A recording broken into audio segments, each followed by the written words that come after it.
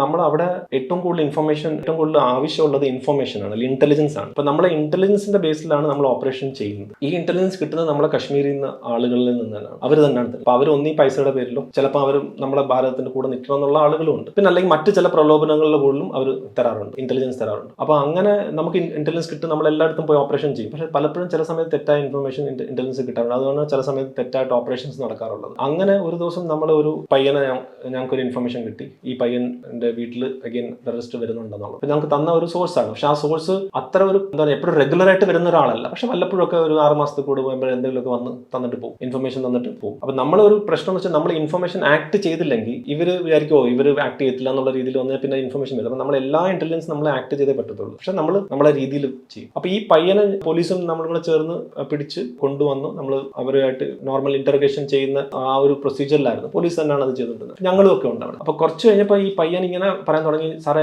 ആരാണ് ഈ ഇൻഫർമേഷൻ തന്നത്, ഇന്ന പേരാണോ, ഓരോ പേരുകൾ ഇങ്ങനെ പറഞ്ഞു വന്നു, ഈ പേരാണോ എന്ന്. ഞാനൊന്നും പറയുന്നില്ല, അല്ലെങ്കിൽ ഒരു പേര് പറഞ്ഞപ്പോൾ എന്റെ ഫേസിന്റെ എക്സ്പ്രഷൻ മാറി. കാരണം അത് ആക്ച്വലി പറഞ്ഞ കറക്റ്റ് ആയിരുന്നു. അപ്പൊ ഈ പയ്യൻ എന്റെ ഫേസിന്റെ എക്സ്പ്രഷൻ മാറിയത് കണ്ടു. അപ്പം ചോദിച്ചു, അല്ലേ സാർ ആ പയ്യനല്ലേ തന്നെ, എനിക്കറിയാമായിരുന്നു എനിക്ക് പണി തരുമെന്ന് എനിക്കറിയാമായിരുന്നു. ഞാൻ നിനക്ക് അങ്ങനെ അറിയാം, എന്തുകൊണ്ട് നീ അങ്ങനെ പറയുന്നത്? സാർ ഒന്നും പറയണ്ട, 3 ദിവസം മുമ്പ് ഞാൻ വീട്ടിൽ നിന്ന് എന്റെ സ്കൂട്ടറിൽ വരെയായിരുന്നു, ഈ പയ്യൻ വഴി നിൽക്കുകയായിരുന്നു. എന്റെ അടുത്ത് ലിഫ്റ്റ് ചോദിച്ചു, ഞാൻ ലിഫ്റ്റ് കൊടുത്തില്ല, നേരെ ഞാൻ ഇവിടെ വന്നു. അപ്പോഴേ ഞാൻ വിചാരിച്ചാണ്, ഓ ദൈവം, ഇവൻ എനിക്ക് എന്തെങ്കിലും ചെയ്യുന്നു, ആ പയ്യൻ തന്നെയാണ് എനിക്ക്. അപ്പൊ ഒന്ന് ആലോചിക്കുക, ലിഫ്റ്റ് കൊടുക്കാത്തതിന് തെറ്റായ ഇൻഫർമേഷൻ തരുന്ന വരെ ഒരു പ്രൊസീജിയർ അവിടെ ഉണ്ട്. അപ്പൊ നമ്മൾ ഇൻഫർമേഷൻ കിട്ടുമ്പോൾ, അല്ലെങ്കിൽ ഇന്റലിജൻസ് കിട്ടുമ്പോൾ നമ്മൾ വളരെ കെയർഫുൾ ആയിട്ട് വേണം നമ്മൾ ഹാൻഡിൽ ചെയ്യാൻ. അപ്പൊ ചിലപ്പം നമ്മൾ തെറ്റായ രീതിയിലേക്ക് കൊണ്ടുപോകും. അതുകൊണ്ടാണ് ചില ഓപ്പറേഷൻസിൽ ഇപ്പോൾ സിവിലിയൻ കാഷ്വാലിറ്റീസ് ഒക്കെ നടക്കുന്നെങ്കിൽ ഇത് ഇന്റലിജൻസ് ഫെയിലിയർ എന്ന് പറയുന്നത്, അല്ലെങ്കിൽ ഇന്റലിജൻസ് തെറ്റായെന്ന് പറയുന്നത്. അപ്പോൾ നമുക്ക് അറിയാൻ പറ്റില്ല ഏതാണ് ശരി ഏതാണ് തെറ്റ്. പക്ഷെ over A period of time ഇപ്പോൾ ആർമിയും സ്മാർട്ട് ആയിട്ടുണ്ട്. ബിക്കോസ് അവരും അറിയാം ആരുടെ ഇൻഫർമേഷൻ 10 വർഷം നമ്മൾ ക്രോസ് ചെക്ക് ചെയ്തിട്ടൊക്കെ ആയിരിക്കും പോകുന്നത്. പക്ഷെ അവിടെയും ചെറിയൊരു പ്രശ്നം വെച്ചാൽ ചില സമയത്ത് ഇന്റലിജൻസ് വരുന്ന ഉടനെ റിയാക്ട് ചെയ്യാൻ വേണ്ടി പറയും. ഇപ്പോഴും നമ്മൾ അവിടെ ചെന്ന് കഴിഞ്ഞാൽ ഒരു 3 പേര് ഇരിപ്പുണ്ടെന്ന് പറയും. ഇപ്പൊ നമ്മൾ ഒരു അരമണിക്കൂർ താമസിച്ച് കഴിഞ്ഞാൽ അവർ പോകും. അപ്പൊ ചില സമയത്ത് അങ്ങനെ കറക്റ്റ് ആയിട്ടുള്ള ഇൻഫർമേഷനും വരാറുണ്ട്. ഇപ്പൊ നമ്മൾ താമസിച്ചു കഴിഞ്ഞാൽ ആ ടെററിസ്റ്റ് പോകും. അപ്പൊ ഈ